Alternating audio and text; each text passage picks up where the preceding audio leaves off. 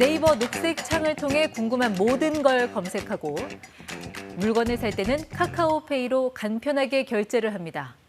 한국인의 일상은 네이버와 카카오를 빼곤 이제는 좀 설명하기가 어려울 정도가 됐는데요. 금융당국의 빅테크 규제 움직임에 우리가 관심을 갖는 것도 바로 그런 이유에서겠죠. 오늘도 굵직한 이슈가 많습니다. 서지용 상명대 경영학과 교수 나오셨습니다. 교수님, 안녕하세요. 예, 안녕하세요. 네, 네이버, 카카오 어제 워낙 주가가 많이 빠져서 오늘은 좀 오를까 기대를 한 분도 계셨을 텐데 이틀째 많이 빠졌습니다. 역시 예, 오늘도 주가 많이 빠졌고요. 규제 이슈가 크긴 큰가 예, 보네요. 이틀 동안 그 카카오가 더 많이 빠졌는데요. 카카오 같은 경우는 17%, 네. 마이너스 17%, 그다음에 네이버는 마이너스 9%가량 이제 주가가 하락했습니다. 네. 뭐 말씀하신 대로 금융 규제 그 발표 방안이라든지 그다음에 또 정부의 어떤 골목상품 침해에 대한 네. 플랫폼사에 대한 규제 이런 내용들이 맞물리면서 네. 아마 주가를 끌어내리지 않았나 생각됩니다.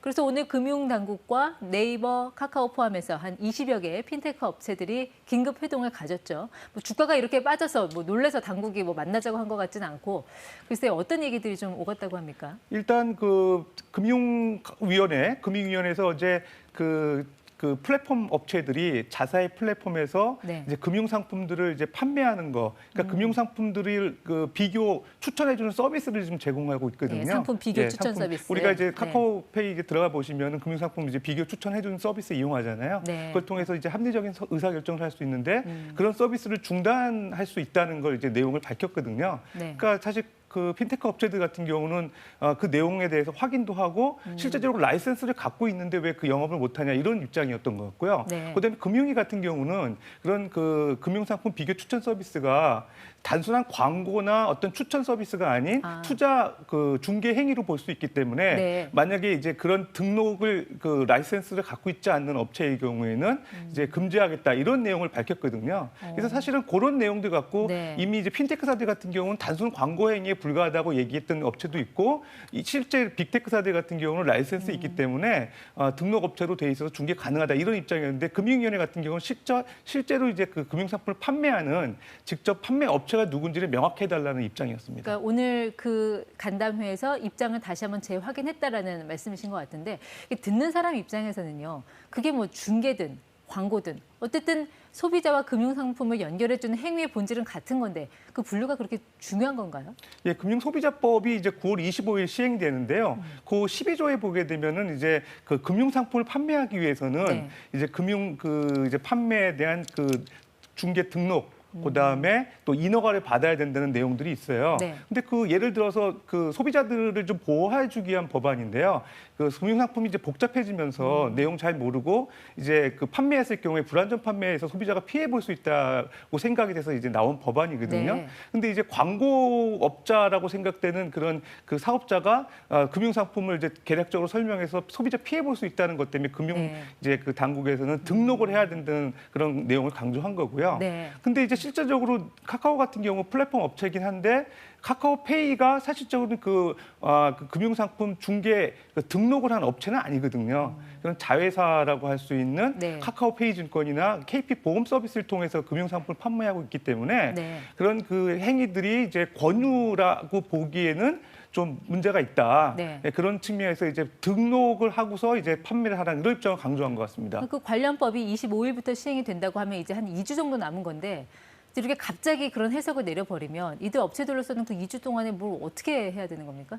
상당히 시간이 이제 촉박한 거죠. 이제 그 동안에는 이제 그 유사금융업을 하고 있는 그런 플랫폼 업체들이 정상적으로 이제 영업을 하는 데서 도움을 많이 줬던 네. 그 정부라고 볼 수도 있고요. 금융 거래 비용 절감하고 소비자 편의 측면에서 사실은 지원을 했던 건데 갑자기 이제 규제 스탠스가 바뀌어가지고 강한 규제, 금융위원장 지금 새로 바뀌었는데 얘기하는 내용 보게 되면 네. 그런 동일 기능 동일 규제 금융사들이 이제 유사금융업을 하고 있는데 왜 규제는 이제 빅테크사들하고 다르냐 이런 얘기를 그 동안에 많이 했었는데 그런 입장으로 이제 규제 방향이 이제 선회했다는 측면에서 빅테크사들은 상당히 이제 충격으로 받아들이고 있는 것 같습니다. 그 2주 동안에 대처를 못하면 그 서비스를 중단할 수도 있게 되는 건가요? 현실적으로 이제 그 카카오페이 같은 경우는 아까도 말씀드렸다시피 그런 카카오페이 증권이나 그다음에 이제 그 KP 보험 서비스 이용해 가지고 각각 그런 그 투자 그 중개 서비스 그다음에 이제 보험 중개 서비스에 대한 라이센스를 갖고 있어요. 네. 그러니까 실질적으로 이제 중개업자라고 보고 금융 상품을 판매할 수 있는 근거는 있는데 이제 실제로 그 판매하는 주체가 카카오페이가 아니라 카카오페이 증권이라는 거죠. 네. 그 명확하게 이런 내용들을 좀 해달라고 하는 게 정부의 주문이거든요. 그러기 위해서는 이제 실제로 플랫폼에 들어가 보게 되면 그런 뭐 인터페이스 네. 이제 구축을 통해서 판매업자가 누군지를 좀 명확히 해야 되거든요. 그런 작업들이 이제 2주 갖고는 좀 너무 짧지 않냐 생각이 드는 거죠.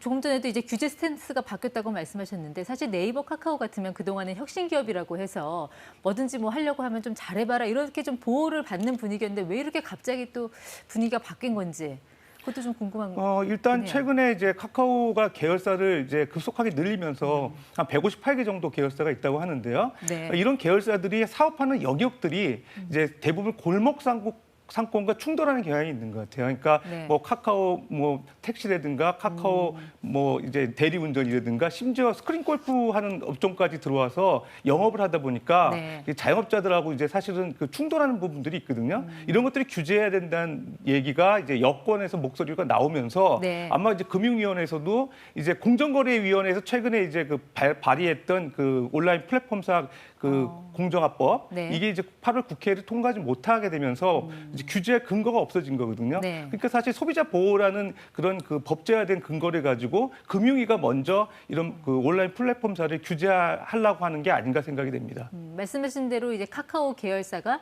158개. 이 보면은 이제 SK 다음으로 이제 계열사가 많은 회사가 됐다라는 거죠. 보면은 뭐 뱅크, 게임, 커머스 이러다가 뭐 카카오가 콩나물 파는 거 아니냐 뭐 이런 얘기도 나오는 상황인데 그렇기 때문에 지금의 규제가 이제는 뭐올 때가 온 거 아니냐, 그러니까 올 게 온 거 아니냐 규제의 필요성을 이야기하는 그런 주장도 있습니다. 여기 대해서는 좀 어떻게 보세요? 예, 뭐 이제 그 빅테크사들에 대한 규제가 사실은 좀 강조가 되고 있는 게 이제 비대면 사회가 이제 본격화되면서 이런 그 시장 지배력이 커졌다는 거예요. 그래서 이미 미국에서는 이제 그 미국 의회나 바이든 행정부에서 이제 그 반독점법 아젠다를 설정해 놓고 5개 법안을 이제 발의한 상황이거든요. 그러니까 구글이라든지 아마존이라든지 페이스북 같은 페이스북이라는 이런 빅테크사들이 규제하는 법안들이 이제 논의가 네. 되고 있고요. 우리나라 같은 경우도 이제 솔직히 비대면 사회에서 이런 자영업자 들한테 초창기에는 이제 서비스 수수료를 받지 않고서 이렇게 그 플랫폼 업체들을 이제 유치하는 그 입점하게끔 앱 배달앱 그 플랫폼이라든지 이런 그 오픈 마켓 플랫폼에 이제 입점하게끔 해놓고서 네. 나중에 이제 시장 지배력이 커지면 다시 수수료를 올리는 그런 폐해가 있었거든요. 네. 그런 것들이 이제 규제해야 된다는 목소리가 이제 슬금슬금 나오다가 최근에 이제 그 영업이 어려워지면서 이러한 논의가 이제 본격화되고 있는 게 이제 계기인 것 같습니다. 네, 그러면 이제 금융 규제는 시발점이고 앞으로 다른 영역까지 좀 확대가 될 걸로 보시나요? 예, 방향성에 대해서 어떻게 카카오 좀 모빌리티가 이제 신사업 추진하면서 특히 카카오 대리운전하고 이제 상당히 이제 이슈가 많거든요. 사실 이쪽이 더 문제긴 한데 금융 같은 경우도 이제 카카오에서 이제 많이 영업을 하고 있기 때문에 실질적으로 이쪽 먼저 이제 규제를 받고 점차적으로 이제 이런 카카오 모빌리티나 신사업 쪽 중소기업이나 또 이런 그 골목상권 침해하는 업종에 대한 규제가 강화될 걸로 보이는데 아무래도 이제 금융 쪽의 시발점이라는 측면에서 보게 되면 이런 그 규제 리스크는 상당 기간 진행되지 않을까 생각이 됩니다. 알겠습니다.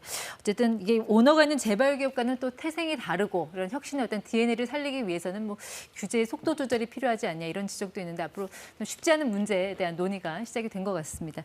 네, 지금까지 ETY 서지용 상명대 경영학과 교수와 함께했습니다. 고맙습니다. 감사합니다.